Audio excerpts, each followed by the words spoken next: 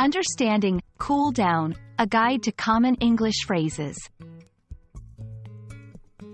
Hello everyone and welcome back to our channel.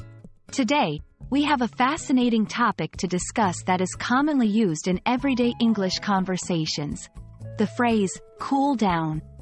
Whether you're a beginner or an intermediate English learner, understanding the nuances of this phrase will definitely enrich your English vocabulary.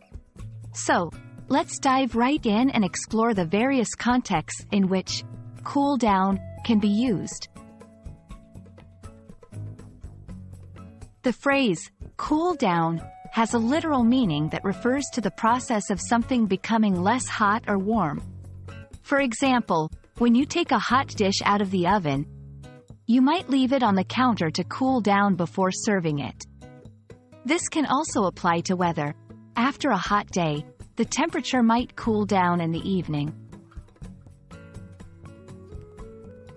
In the context of exercise or physical activities, cool down refers to a period of light exercise that follows more intense activity.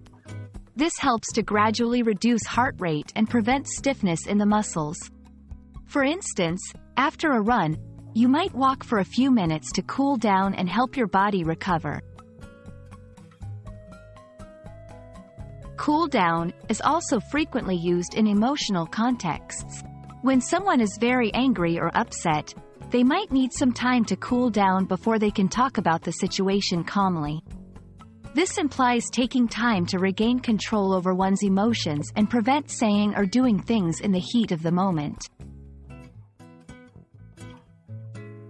In relationships, whether they are romantic, familial, or friendly, cool down can be used to describe a period where individuals take some time apart after a disagreement.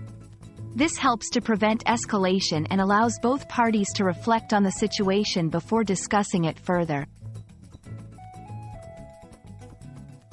And that's a wrap on cool down. We hope this video has helped clarify the different contexts in which this phrase can be used. Remember, understanding the nuances of English phrases can significantly enhance your communication skills. If you found this video helpful, don't forget to hit the like button and subscribe for more content. Until next time, keep practicing and stay curious.